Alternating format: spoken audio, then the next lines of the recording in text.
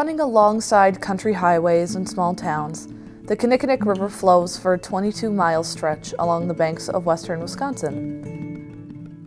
Home to a large population of brook and brown trout, the Kinney is known by the Wisconsin Department of Natural Resources as a Class I trout stream, the highest classification a trout stream may be given.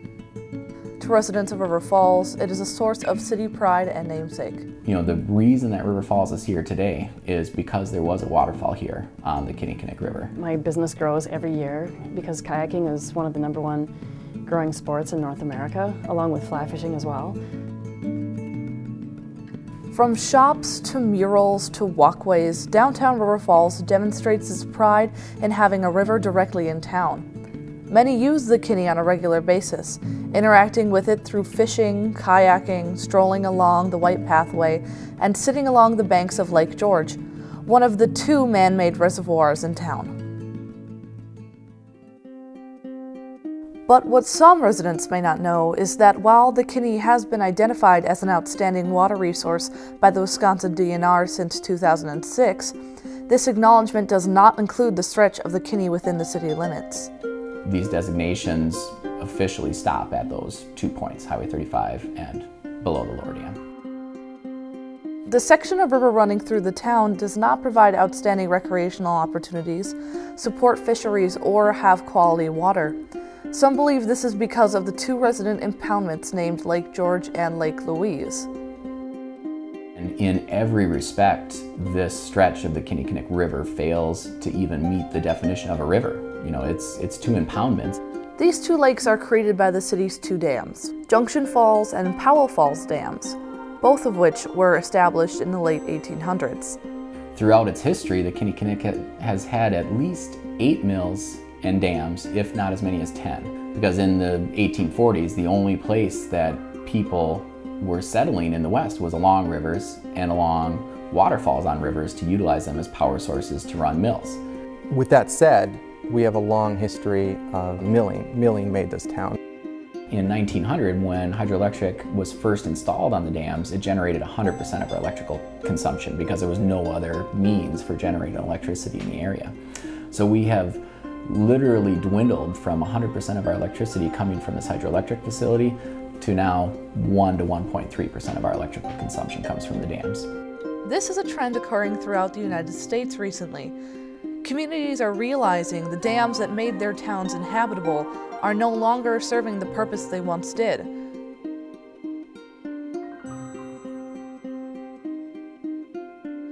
In 2013, the city of River Falls was prompted to take a closer look at their 2 remaining dams when they were notified that their governmental dam license would come due for renewal in 2018. We have a 30-year license from the Federal Energy Regulatory Commission, FERC, and that is good through August of 2018. And it's a 5.5-year relicensing process, so in end of 2013, we began doing the research and filing the right papers for our intent to relicense for another 30 years. With that came the requirement for a public meeting in March of 2014. And at that meeting, a number of individuals showed up, both in support of maintaining the hydroelectric facility as well as in support of removing the dams and restoring the Kinnickinnic River. We need more information as a city for the path forward. And so they have instead filed an application for license extension. And so what that will do is it will push the current expiration of the license from the fall of 2018 to the fall of 2023. As with any important discussion, multiple viewpoints are created and voiced within the community. The 2 major sides are those in favor of keeping the dams in place and those in favor of removing the dams. So Friends of the Kinney is a group that's in favor of removing the dams. They're very much in favor of having a free-flowing Kinnickinnic River in River Falls. And they're in favor of taking out the dams completely and letting the water flow more freely and, in their opinion, get rid of some of the silt and let the trout flourish. I've also heard people in favor of keeping the dams say that they're very much in favor of the hydroelectric production at the dams and the electricity that they produce. What they want to do is change this 0.6 miles and make that all Class A trout stream. Well, we already have Class A trout stream on both sides. Why can't we have a little hydro in the middle? It seems like a lot of money to spend to get a very marginal improvement in quality, especially when you lose that clean energy component. So I've reported on the city council meetings about it, so I've obviously attended the meetings, but so far their decision has been to keep studying it. This stems from the need to answer many questions that the city, stakeholders, and residents have voiced. Water quality issue, in my opinion, is the number one, the increase in temperature, because I mean this is a Class 1 trout stream and trout are very susceptible to temperature changes. The lakes are holding ponds, and it basically warms the water up before it goes over the dam, and that's not really good for trout streams.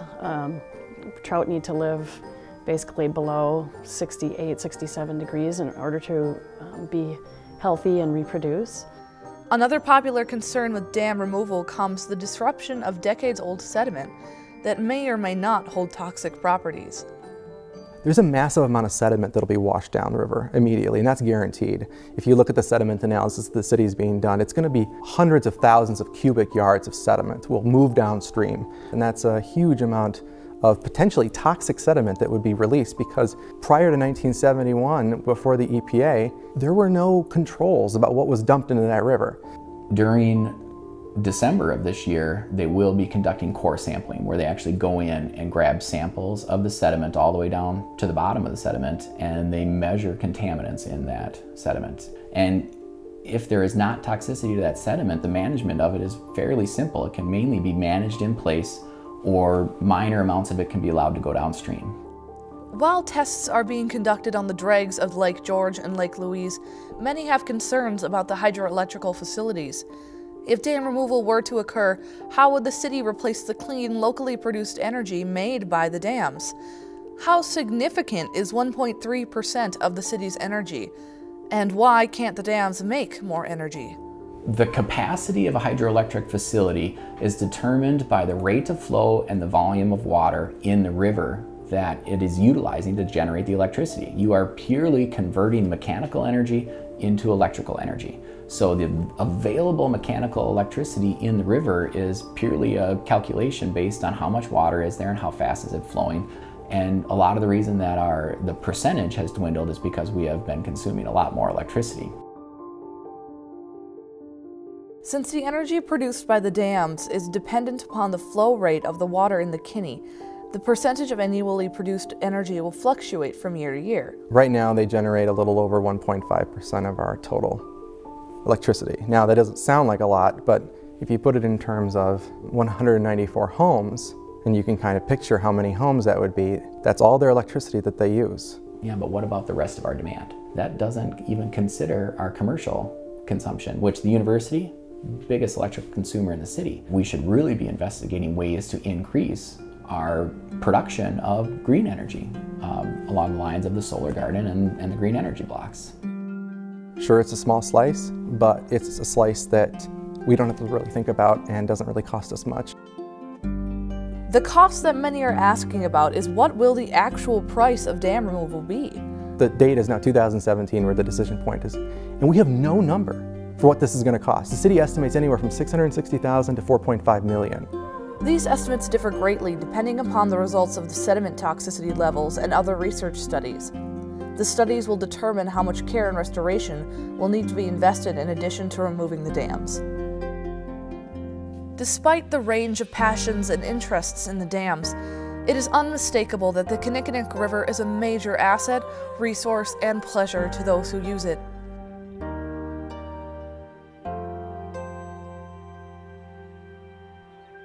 It says a lot that though there's a lot of controversy, it's been very friendly on each side, and the city has respected the fact that this is a very big decision. The river is absolutely the identity of the city. There's a lot of passion around the river. There's a lot of different views for what people want to see. So this is a real opportunity to think about what we want. Because the more you kind of learn about it, the more you realize that it is kind of a high value stream and it kind of needs more attention, I think. The City of River Falls has until 2018 to come to a consensus to keep the dams or remove them. But this isn't just a City Council decision. It's a decision about how the people of River Falls want to use the river and how best to accomplish that. The best decisions are made through informed opinions, so investigate, share your perspective, and let the city know how you want to use the Kinnickinnic River.